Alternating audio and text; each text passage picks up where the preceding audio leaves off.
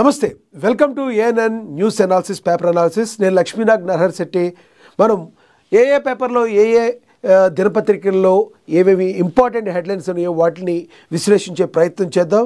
ముందుగా మనం మహా దినపత్రిక చూసుకుంటే డిజిటల్లో ఏమేమి ఉన్నాయో చూద్దాం. ఈరోజు ఏం ప్రచురించారో చూద్దాం. ముందుగా మనం చూడొచ్చు 10 ఏళ్ళు అవకాశం ఇవ్వండి, 100 ఏళ్ల అభివృద్ధి చూపిస్తామని. అదేవిధంగా ఫుట్బాల్ దిగ్గజం మెస్సీ ఎక్స్ రేవంత్ సర్కారీ స్టూడెంట్స్ టీం అని చెప్పి ప్రచురించారు. ప్రపంచ దృష్టిని ఆకర్షిస్తున్న ఎగ్జిబిషన్ మ్యాచ్. భారత్ ఫుట్బాల్ అభిమానులంతా హైదరాబాద్కు డిసెంబర్ 13న ఆసక్తికర మ్యాచ్ ఒకటి జరగనుంది. హైదరాబాద్ బ్రాండ్ ఫుట్బాల్కు పునరుజ్జీవమని రేవంత్ వ్యూహంపై దేశవ్యాప్తంగా ప్రశంసల వెల్లువైతే కురుస్తుంది. రేవంత్ సర్కార్ ఒక్క ప్రజలకి మంచి చేయటంలోనే కాదు, అభివృద్ధి పనుల్లోనే కాదు, క్రీడల్లోనూ కూడా తమదైన మార్కును చూపించడానికి మరి రేవంత్ సర్కార్ నడుం బిగించింది. దానిలో భాగంగానే క్రీడాకారులకు మరి అత్యధికంగా వాళ్ళకి ప్రోద్బలాన్ని ఇస్తూ ఎవరైతే క్రికెట్ మ్యాచ్ల్లో గెలిచిన వ్యక్తిగతంగా వాళ్ళు మంచిగా పార్టిసిపేట్ చేసి మంచి మంచి మెడల్స్ సాధించిన వాళ్ళకి ఉద్యోగాలు ఇవ్వడము, ఇళ్ళు ఇవ్వడము, లేదంటే వారిని ఎంకరేజ్ చేసేవి, ఇవన్నీ కూడా రేవంత్ సర్కార్ చాలా బాగా చేస్తుంది. గతంలో కూడా మనం చూసాం. అలాగే క్రికెట్కి సంబంధించి కూడా మంచి బౌలర్గా మన హైదరాబాదీ బౌలర్ ఎవరైతే ఉన్నారో మియా అంటారు, మనకు తెలుసు కదా. హైదరాబాదీ బౌలర్ సిరాజ్కి మరి ఆయన ఇక్కడ కేంద్ర ప్రభుత్వం ఇచ్చింది, బట్ ఇక్కడ కూడా రాష్ట్ర ప్రభుత్వం కూడా ఇల్లు అన్నీ ఇచ్చి మహమ్మద్ సిరాజ్కి తమకంటూ తమ ప్రభుత్వం యొక్క మార్కును చూపించింది రేవంత్ సర్కార్. అదేవిధంగా ఫుట్బాల్లో కూడా ఈ రోజున మెస్సీ ఎక్స్తో రేవంత్ సర్కార్ స్టూడెంట్స్ టీము మనం చూడొచ్చు. ఫుట్బాల్ పట్టుకుని మరి మిగతా యువకులందరితో క్రీడాకారుల యొక్క స్ఫూర్తిని చెప్పేందుకు యువత అంతా కూడా మరి క్రీడల వైపు మక్కువ చూపేందుకు రేవంత్ సర్కార్ నడువు బిగించింది. ప్రధానంగా రేవంత్ రెడ్డి ప్రతి విషయంలో కూడా చాలా సున్నితంగా పరిశీలిస్తూ ఈ రకంగా ముందుకు వెళుతున్నారు. యువకులందరినీ కూడా క్రీడల వైపు వాళ్ళ మైండ్ థాట్ మళ్ళేటట్టు చూస్తున్నారు రేవంత్. అదేవిధంగా తెలుసు మనకి కొంతమంది యువత ఈ రోజున పెడదవ పట్టే అవకాశం ఉంది. కొంచెం తక్కువ చదువుకున్న వాళ్ళు కావచ్చు, చదువు మీద ఇంట్రెస్ట్ లేని వాళ్ళు కావచ్చు, వీళ్ళందరూ కూడా గాంజాకో లేదంటే ఒక డిఫరెంట్ యాటిట్యూడ్కి వెళ్ళిపోయే యువకులు. ఇది కరెక్ట్ కాదు.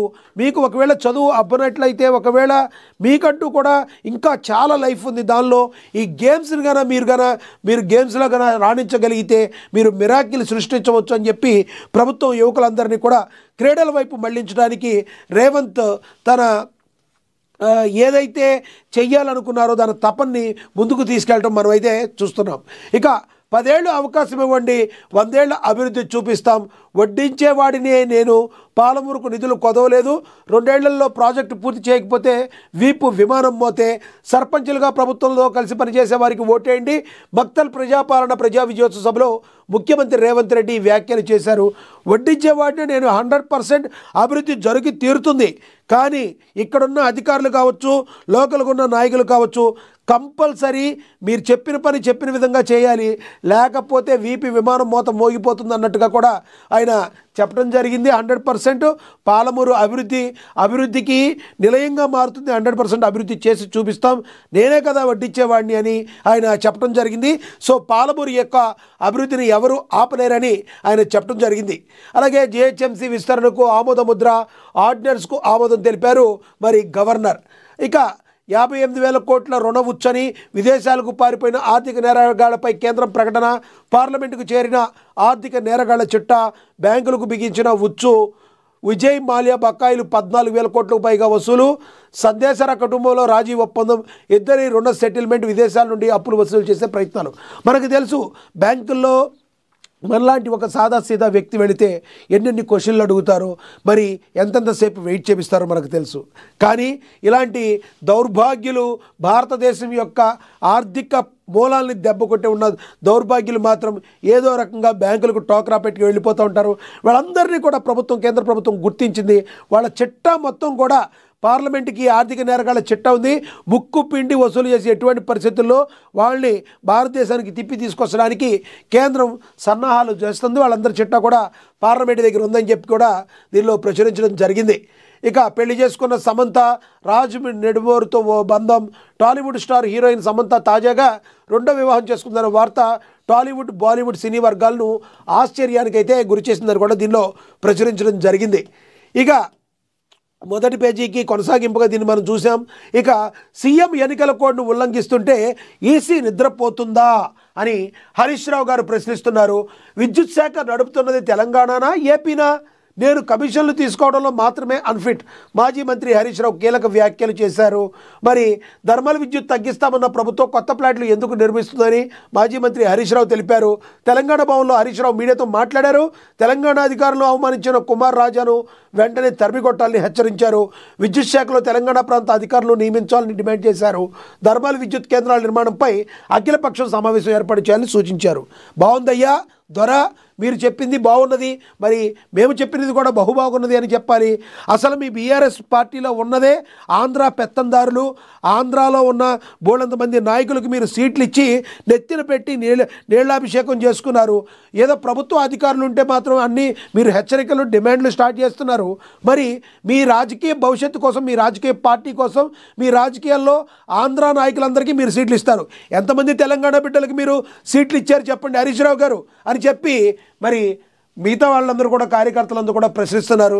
హరీష్ రావు గారు చెప్పడానికి మంచిగా బాగా చెప్తాం, మైక్ దొరికి కూర్చుంటే చక్కగా బాగా చెప్తాం. మీరు కూడా ఫాలో అవ్వాలి కదా, మీరు ఫాలో అవ్వరు.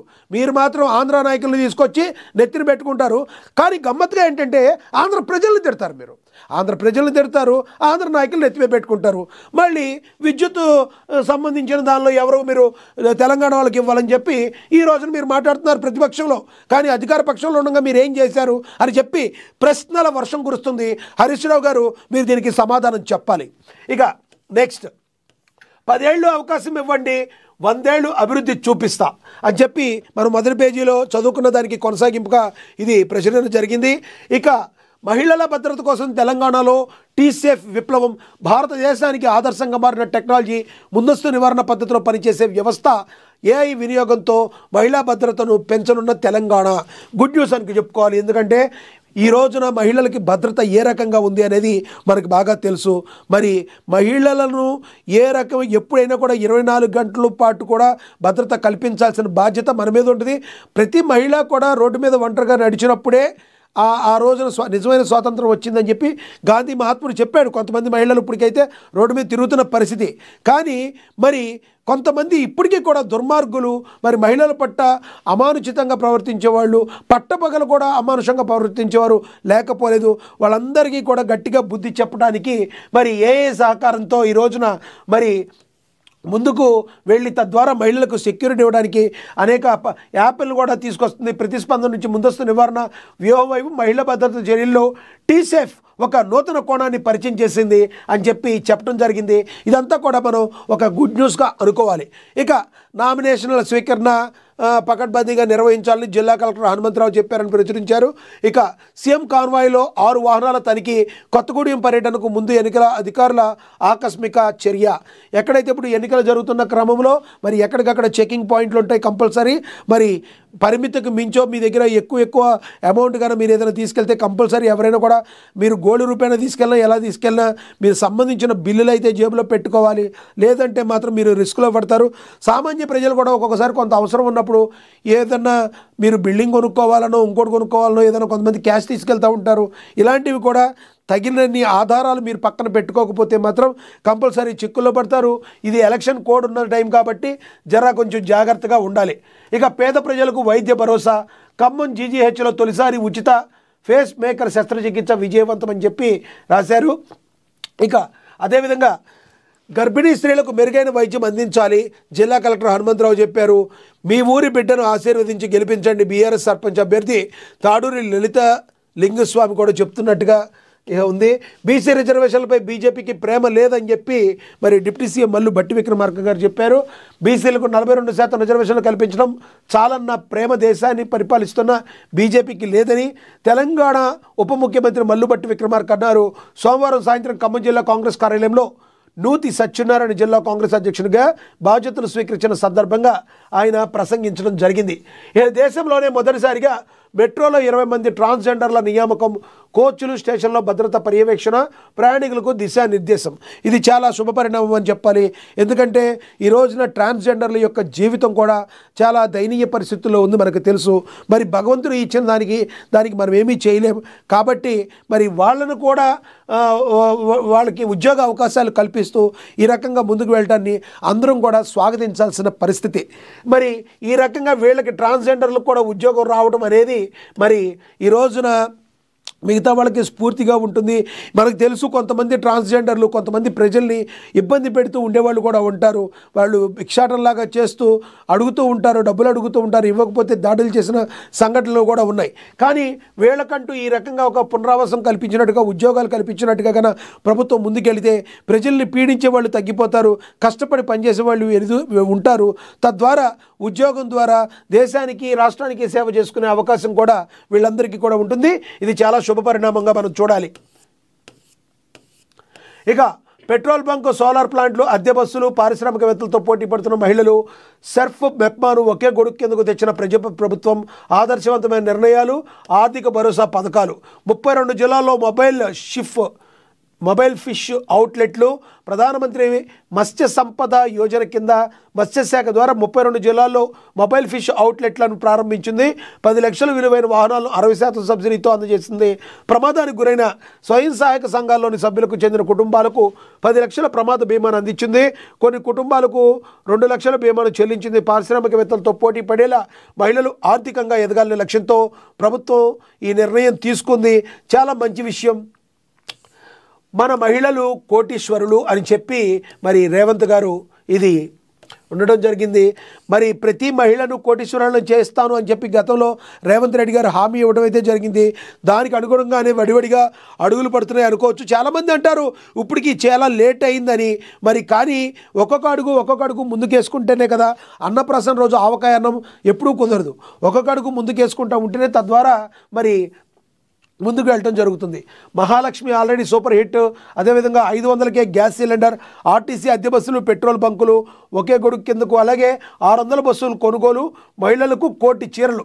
ఈ రకంగా ఎటు చూసిన మహిళలకు పెద్దపీట వేస్తూ, వాళ్ళ అభివృద్ధికి పెద్దపీట వేస్తూ రేవంత్ సర్కార్ తాను మహిళా పక్షపాతిని అని మరొకసారి నిరూపించుకుంటున్నారు. తద్వారా మహిళలు రేవంత్ అన్న జై అంటూ తమకు అవకాశాలు కల్పిస్తున్న రేవంత్ అన్న నేను ఎప్పుడు మీతో సపోర్ట్గా ఉంటానని మహిళలు చెప్తున్న పరిస్థితిని మనం చూస్తాం. ఇక కంది శ్రీనివాసరెడ్డి క్యాంప్ కార్యాలయాన్ని సందర్శించిన డీసీసీ అధ్యక్షులని ప్రచురించడం జరిగింది. ఆదిలాబాద్ జిల్లా కాంగ్రెస్ పార్టీ నూతన అధ్యక్షుడిగా నియామకమైన నరేష్ యాదవ్ సోమవారం కంది శ్రీనివాసరెడ్డి క్యాంప్ కార్యాలయాన్ని సందర్శించారు. స్థానిక శ్రేణులతో కలిసి అసెంబ్లీ ఇన్ఛార్జ్ కంది శ్రీనివాసరెడ్డి ఆయనకు పూల బొకేతో ఘన స్వాగతం పలికారు, శాలువతో సత్కరించారు. అంతా కలిసికట్టుగా పనిచేసి పార్టీ బలోపేతానికి కృషి చేయాలని తెలిపారు. పార్టీ మద్దతు అభ్యర్థుల విజయానికి కృషి చేస్తామన్నారు. ఈ కార్యక్రమంలో మాజీ డీసీసీ అధ్యక్షుడు షాజిద్ ఖాన్, గోక గణేష్ రెడ్డి, బోరంచు శ్రీకాంత్ రెడ్డి, అల్లూరు సంజీవ్ రెడ్డిలు కాంగ్రెస్ నాయకులు పాల్గొన్నారు. మనకు తెలుసు నిరంతర విద్యార్థి ఎప్పుడు కూడా ప్రజల్లో ఉంటూ తమకంటూ ఒక ప్రత్యేక స్థానాన్ని సంపాదించుకున్నారు. మరి ఆదిలాబాద్ అసెంబ్లీ ఇన్ఛార్జ్ కంది శ్రీనివాసరెడ్డి అనునిత్యం కూడా ఎంతోమంది ఆకలి తీరుస్తూ అన్నదానం చేస్తూ పేదల పక్షపాతిగా గుర్తు తెచ్చుకున్న మరి కంది శ్రీనివాసరెడ్డి మరి అందరినీ కలుపుకుపోయే తత్వం గల గొప్ప నాయకుడిగా ఆదిలాబాద్ ప్రజలు అభివర్ణిస్తున్నారు. రానున్న రోజుల్లో మరి కంది శ్రీనివాసరెడ్డి నాయకత్వ పటిమలో ముందుకు మరింతగా ఆదిలాబాద్ జిల్లా అభివృద్ధి చెందాలని, తద్వారా కాంగ్రెస్ పార్టీ అభివృద్ధి చెంది మరి విజయడంక వచ్చే సమయంలో మోగించాలనే ఒకే ఒక లక్ష్యంతో ఇప్పుడు ఏ ఎన్నికలు వచ్చినా ఒకే ఎన్నికల విజయమే లక్ష్యంగా మరి కంది శ్రీనివాసరెడ్డి ఆధ్వర్యంలో ముందుకెళ్తున్నారు. కొత్త నాయకులను కాంగ్రెస్ పార్టీ ఎవరిని తీసుకున్నా కూడా హక్కున్న చేర్చుకుంటూ కలుపుకుని ముందుకెళ్లడంలో మరి కంది శ్రీనివాసరెడ్డి 100% సక్సెస్ అయ్యారని మనం చెప్పొచ్చు. ఇక కాంగ్రెస్ పీసీలకు పెద్దపీట వేస్తుందని ఇబ్రహీంపట్నం ఎమ్మెల్యే మాల్రెడ్డి రంగారెడ్డి తెలిపినట్టుగా మాట్లాడినట్టుగా దీనిలో ప్రచురించడం జరిగింది. ఇక అనుమతులు లేని కాలనీలో భారీగా గిడ్డంగులని, పేద ప్రజలకు సేవ చేయడమే ఎర్ర జెండా యొక్క లక్ష్యమని, ఇక పారిశుద్ధ్య సమస్యలను అధికారులు వెంటనే పరిష్కరించాలని మరి కార్పొరేటర్ల తోకలా చెప్పడం అని, ఇవన్నీ కూడా సుదర్శన్ రెడ్డిని కలిసిన కంది శ్రీనివాసరెడ్డి ఆదిలాబాద్ పర్యటన వచ్చిన తర్వాత తెలంగాణ రాష్ట్ర ప్రభుత్వ సలహాదారు పి సుదర్శన్ రెడ్డిని ఆదిలాబాద్ అసెంబ్లీ ఇన్ఛార్జ్ కంది శ్రీనివాసరెడ్డి కలిశారు. సోమవారం పట్టణంలోని పెన్గంగా అతిథి గృహం వద్ద మర్యాదపూర్వకంగా కలిసి ఆయన సత్కరించడం అయితే జరిగింది. ఇక నామినేషన్ ప్రక్రియలో పాల్గొన్న ఎమ్మెల్యే ఇక స్వేచ్ఛాయుత వాతావరణంలో ఎన్నికలు పంచాయతీ ఎన్నికల నిర్వహణ పకడ్బందీగా అమలు చేయాలి. జిల్లా కలెక్టర్లతో ఎన్నికల కమిషనర్ రాణి కుముదిరి పోలింగ్ కేంద్రాల వద్ద వెబ్కాస్టింగ్ బ్యాలెట్ పద్ధతిలో ఎన్నికల నిర్వహణ జిల్లా కలెక్టర్ సి నారాయణ రెడ్డి.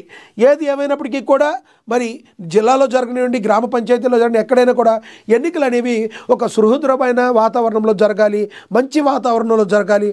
అప్పుడు మాత్రమే అప్పుడు ఎటువంటి గొడవలు లేకుండా తద్వారా ప్రజాస్వామ్యాన్ని కాపాడగలిగిన వాళ్ళు అవుతాం. ఇక భీమసరి సర్పంచ్ అభ్యర్థి కాంగ్రెస్లో చేరిక మనం చూస్తున్నాం. జిల్లా వైద్య ఆరోగ్య శాఖ ఆధ్వర్యంలో ప్రపంచ ఎయిడ్స్ డే నిర్వహణని కూడా దీనిలో ప్రచురించారు. ఇక ఏసీబీ అధికారుల ముసుగులో వసూళ్ల దందా ఘరానా నిందితుడితో పాటు ముఠాలోని 5గురును అరెస్టు చేశారు, జైలుకు తరలించారు. మరి ఎవరైనా కూడా దందా షురూ చేయడానికి రకరకాల మార్గాలు ఎంచుకుంటూ ఉంటారు. మనకు తెలుసు మోసగాళ్ళు ఎక్కువైపోయారు. దానిలో పోలీసు డ్రెస్సులు వేసుకున్న మహానుభావులు కూడా మనం బోలెంత మందిని చూసాం. మరి ఇలాంటి వాళ్ళు ఎప్పటికైనా కూడా కటకటాల ఓచలు లెక్క పెట్టాల్సిందే. అది మాత్రం మరి గుర్తుంచుకోవాల్సిన పరిస్థితి. అయ్యప్పలతో గిరి ప్రదక్షిణలో పాల్గొన్న ప్రభుత్వ విప్పు ఆలేరు ఎమ్మెల్యే బీర్ల ఐలయ్య ఆయన అయ్యప్ప మాల వేసుకోవడం జరిగింది. మరి గిరి ప్రదక్షిణ కూడా చేశారంట, దాని గురించి కూడా రాయడం జరిగింది. ఇక వద్దు పొమ్మన్నారు, ఇప్పుడు తానే కింగ్ మేకర్. సైబర్ దాడి జరగకుండా ఒకవేళ జరిగినా అందుకు అవసరమయ్యే పరిష్కారాలు అందించడం చాలా కీలకం. ఈ విభాగంలో సర్వీసులు అందిస్తూ ఏకంగా $132 బిలియన్ విలువ సంపాదించుకున్న టెక్ దిగ్గజ కంపెనీకి ఓ ఇండియన్ సారథ్యం వహిస్తున్నారు. 2025 నవంబర్ నాటికి ప్రపంచంలోనే అత్యంత వేగంగా అభివృద్ధి చెందుతున్న సైబర్ సెక్యూరిటీ సంస్థ పాలో Alto networks market cap record చేరింది. క్లౌడ్ సెక్యూరిటీ ఏఐడి డ్రివెన్ ప్లాట్ఫామ్లో ప్రపంచ లీడర్గా ఈ కంపెనీ నిలవడానికి కారణం నికేష్ అరోరా వ్యూహాత్మక నాయకత్వమేనని కంపెనీలో ప్రముఖులు చెప్తున్నారు. ఉత్తరప్రదేశ్లో పుట్టి పాలో ఆల్టో నెట్వర్క్స్ చైర్మన్ సీఈఓగా ఎదిగిన నికేష్ అరోరా గురించి తెలుసుకుందామని చెప్పి ఆయన గురించి ఒక ఆర్టికల్ కూడా రాయడం జరిగింది. ఆయన యొక్క గొప్పతనం గురించి కూడా రాయడం జరిగింది. ఇక సూట్ కేసులో ఇన్ఫ్లుయెన్సర్స్ మృతదేహం అని కూడా ఒకటి రాశారు. ఇక షాక్ ఇస్తున్న కేరళ హెచ్ఐవి నెలకు 100 కొత్త కేసులు. ఇది చాలా దారుణం. ఈ రోజుల్లో కూడా ఇంకా ఆల్రెడీ హెచ్ఐవి అంటే ఏంటో ప్రతి చిన్నవాళ్ళకి నుంచి పెద్దవాళ్ళకి కూడా అందరికీ కూడా తెలుసు. అది నియంత్రణ ఒకటే మార్గం, దాన్ని నియంత్రించాలి. భారతదేశం ఎప్పటి నుంచో కూడా హెచ్ఐవి మీద పోరాటం చేస్తుంది.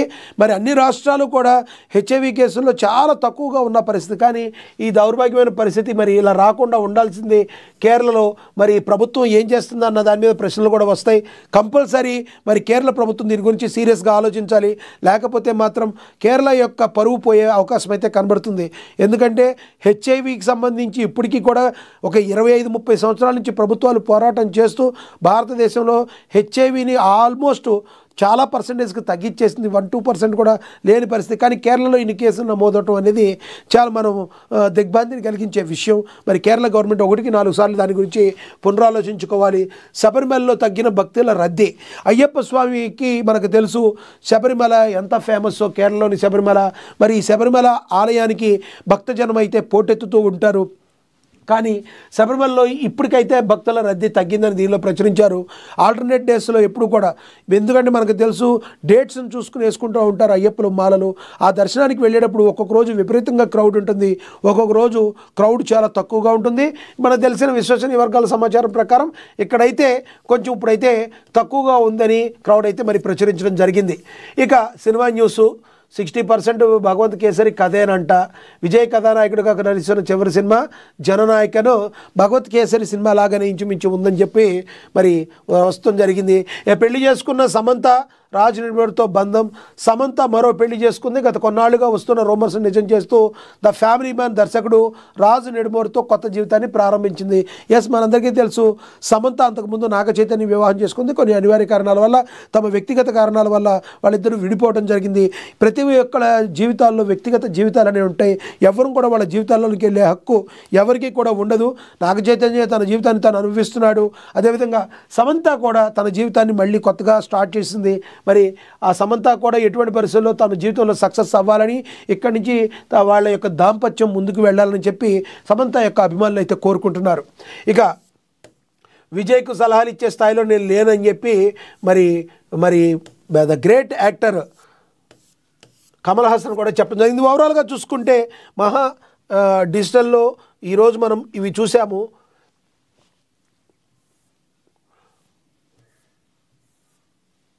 ఈ మరే పేపర్లో ఏమేమి ఉన్నాయో చూద్దాం ఒకసారి.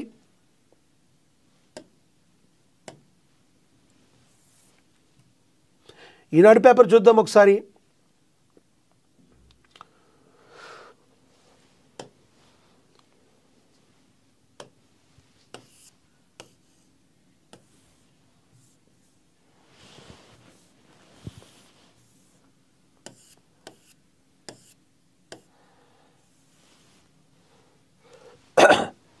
వైకుంఠ ద్వార దర్శనాలకు ఈ డిప్ నేడు మొదటి 3 రోజులకు 2.05 లక్షల మంది నమోదు. ఈ టీటీడీ గురించి దర్శన భాగ్యం కలిగే అవకాశం గురించి కూడా దీనిలో ప్రచురించడం జరిగింది ఈనాడు పేపర్లో. ఇక 50,000 కోట్లు ఎలా ఉన్నారు, ఏం కావాలి? ఏలూరు జిల్లా ఉంగుటూరు మండలం గోపీనాథపట్నంలో కిడ్నీ వ్యాధిగ్రస్తుల గుడ్ల నాగలక్ష్మి పింఛన్ అందించి కుటుంబ సభ్యులతో మాట్లాడుతున్న సీఎం చంద్రబాబు, పింఛన్ల రూపంలో అందించాం, పుష్కరాలకు ముందే పోలవరం పూర్తి, 2027లో జాతికి అంకితం చేస్తాం, సాగులో రైతులకు సాంకేతికతను అందుకోవాలి. వైకాపా నిర్వాకంతో కొందరు లేడీ డాన్లుగా మారారు. ఏలూరు జిల్లా నల్బాడు ప్రజావేదిక సభలో ముఖ్యమంత్రి చంద్రబాబు ప్రసంగించారు. కానీ ఏపీ సర్కారు కూడా ఒక రకంగా చెప్పాలంటే ఈ పెన్షన్లు అనేవి కానీ ఏదంటే ఎవరికైతే ఈ టైంకు టైం 1వ తేదీకి 2వ తేదీకి 1వ తేదీకే పడిపోవటం అనేది ఏపీ సర్కార్ ఇప్పుడు తీసుకున్న అతిపెద్ద సాధించిన సక్సెస్లో మనం ఒకటిగా చెప్పుకోవచ్చు. ఎందుకంటే ఈ రోజులో మధ్యతరగతి, దిగువ మధ్యతరగతి లేని వాళ్ళందరికీ కూడా మరి ఈ పింఛన్ అనేది చాలా చాలా ఇంపార్టెంట్ వాళ్ళ లైఫ్లో. 30వ తారీఖు రాగానే వాన కోసం ఎదురు చూసే చేతక పక్షిలాగా నోరు తెరుచుకుని మరి చూడాల్సిన పరిస్థితి ఈ రోజున. కానీ ఇన్ టైంలో ఈ కూటమి ప్రభుత్వం ఇవ్వడం అనేది, పెన్షన్లు అందించడం అనేది ఒక రకంగా ఆ ప్రభుత్వం సాధించిన సక్సెస్గా మనం అయితే అభివర్ణించవచ్చు. ఇక ఈ రకంగా చంద్రబాబు అయితే మాట్లాడటం జరిగింది.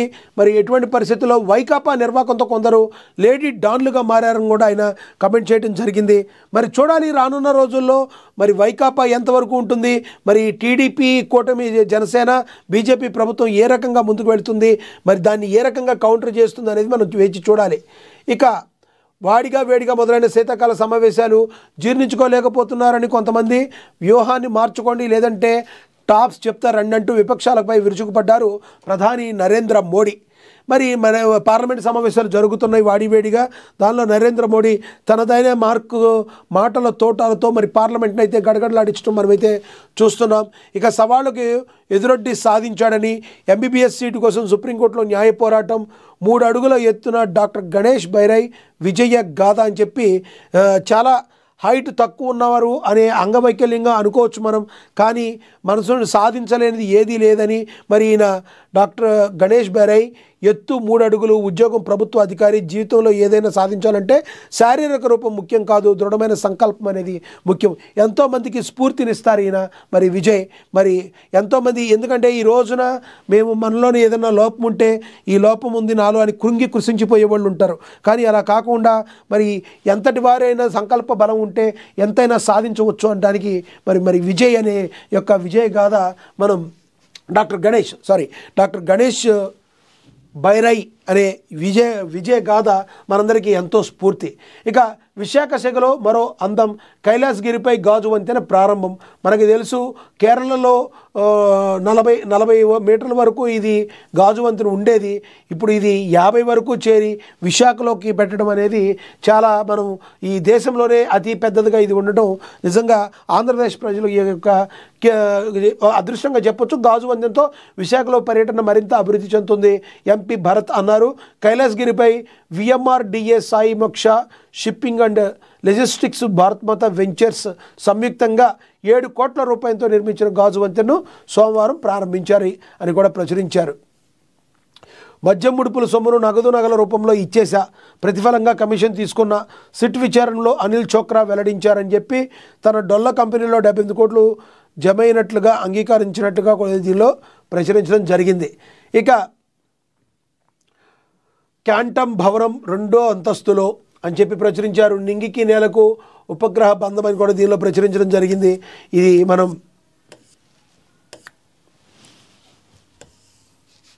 ఇక 2వ పేపర్లో చూస్తే 2వ ఎడిషన్లో చూస్తే రాష్ట్రానికి తగ్గిన జీఎస్టీ రాబడి నిరుటి నవంబర్తో పోలిస్తే గత నెలలో 131 కోట్ల తగ్గుదల, పన్నుల ధరల తగ్గుదలే కారణం దీనికని దీనిలో ప్రచురించడం జరిగింది. నేడు వైకుంఠ ద్వార దర్శనాలకు ఈ డిప్పు దర్శనం అని చెప్పి కూడా రాయటం జరిగింది. నిర్మాణ ఖర్చు నియంత్రణకు లీన్ కన్స్ట్రక్షన్ రాష్ట్రంలో త్వరలో ప్రయోగాత్మకంగా ప్రాజెక్టు పురపాలక మంత్రి నారాయణ వెల్లడించడం జరిగింది. నేడు కొన్ని జిల్లాల్లో వర్షాలను కూడా ప్రకటించారు. మనకి తెలుసు దిత్వా తుఫాన్ యొక్క ప్రభావం అదృష్టవశాత్తు మనకి కొంత ఆంధ్రప్రదేశ్కి అయితే కొంచెం తక్కువగా ఉంది.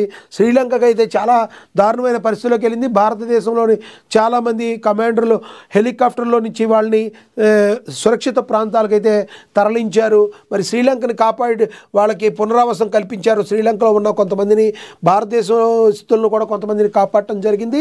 కానీ దిత్వా తుఫాను ఎఫెక్టు ఆంధ్రప్రదేశ్కి కొంత తక్కువగా ఉంది. తెలుగు రాష్ట్రాలకి కొంచెం ఊపిరి పీల్చుకున్నాయని చెప్పుకోవచ్చు. ఇక కోర్టులో లొంగిపోయిన పిన్నెల్లి వెంకటరెడ్డి టీడీపీ నాయకుల జంట హత్య కేసులో పరిణామం అని కూడా ప్రచురించారు. ఇక ఖతర్నాక్ డాన్ కామాక్షమ్మ ఇల్లు ధ్వంసమైందని కూడా ప్రచురించారు. ఇక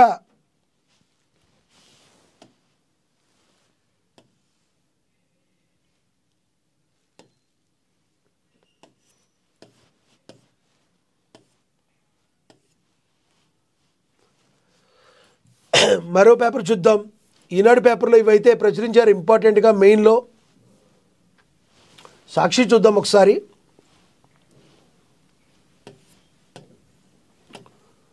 ప్రపంచంలోనే ఆదర్శంగా రాష్ట్రాన్ని నిలిపేందుకు మక్తల్ బహిరంగ సభలో సీఎం రేవంత్ రెడ్డి 2034 నాటికి $1 ట్రిలియన్, 2047 నాటికి $3 ట్రిలియన్ ఎకనామీ, అలాగే గ్లోబల్ సమ్మిట్కు ప్రపంచవ్యాప్తంగా పారిశ్రామికవేత్తలు, పరిశ్రమలు, సేవ, వ్యవసాయ తదితర రంగాల్లో పెట్టుబడులకు ఆహ్వానం. 2023లో ఊరు గెలిచాము, ఇప్పుడు రచ్చ గెలవాలన్న ముఖ్యమంత్రి. ప్రభుత్వంతో కలిసి పనిచేయాలని, వారిని సర్పంచులుగా గెలిపించుకోవాలని విజ్ఞప్తి.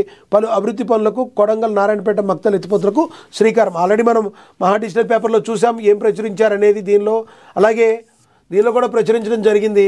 మరో 400 వృక్షాలకు రక్షణ, పరిశ్రమలే కీలకం.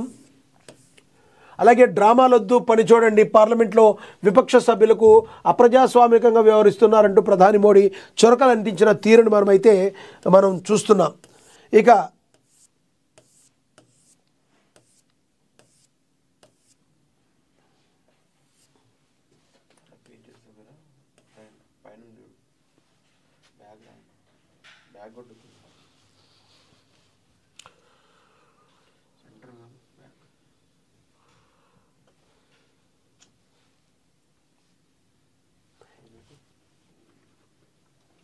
ఇక నెక్స్ట్ ఏబిఎన్ ఆంధ్రజ్యోతి చూద్దాం ఒకసారి. దీనిలో కూడా ఇదే రాయడం జరిగింది. పార్లమెంట్లో నాటకాలు వద్దని చెప్పి కూడా రాశారు. మంత్రులు పని చేయించుకునే వాళ్ళను గెలిపించుకోండి అని చెప్పి పిలుపునిచ్చారు రేవంత్ రెడ్డి అని కూడా దీనిలో ప్రచురించడం జరిగింది. ఇక డిజిటల్ అరెస్ట్ కేసులు సిబిఐకి ఇచ్చారని కూడా రాశారు. హిల్ట్ పాలసీలు వద్దు, హిల్ట్లో సొంత భూములకే వెసులుబాటు ఉందని చెప్పి లీజుకు తీసుకున్న భూములకు అది వర్తించదని, ప్రభుత్వ భూముల్ని దారదత్తం చేసింది బీఆర్ఎస్ అని, బీజేపీ అప్పుడు ఎందుకు మాట్లాడలేదని మంత్రి శ్రీధర్ బాబు సూటిగా ప్రశ్నించడం అయితే జరిగింది. 2 నెలల్లో ఏ యూనివర్సిటీ ప్రారంభిస్తామని కూడా మంత్రి శ్రీధర్ బాబు ప్రకటించారు అని కూడా దీనిలో ప్రచురించారు.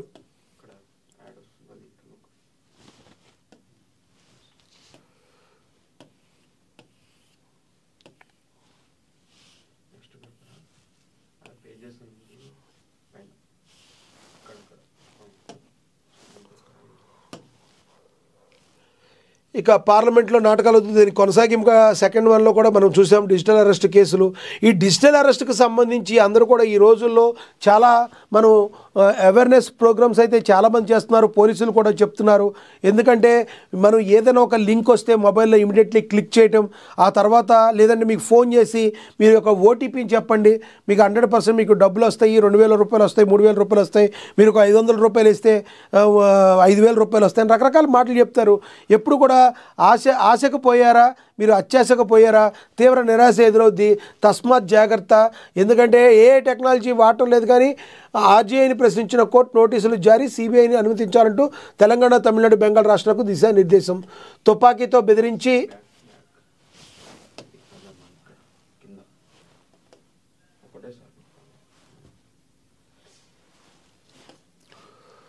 రైట్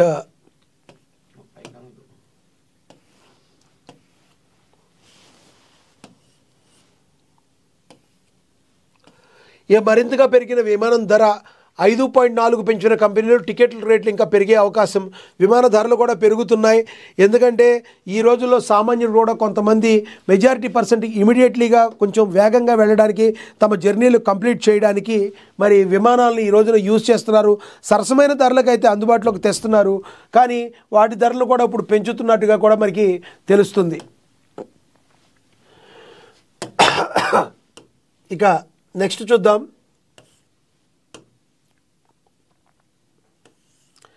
క్లస్టర్ల మ్యాపింగ్, జీహెచ్ఎంసీలో ఇతర కార్పొరేషన్ల విలీనంపై కొనసాగుతున్న కసరత్తు, జనాభా ఓటర్ల ఆధారంగా ప్రక్రియ.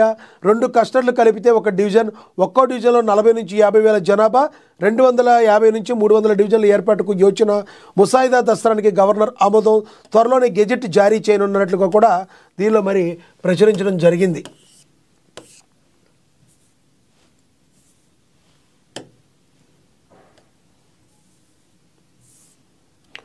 హిల్ట్ పాలసీ నిలిపివేతకు ఆదేశించండి అని కూడా దీనిలో ప్రచురించారు.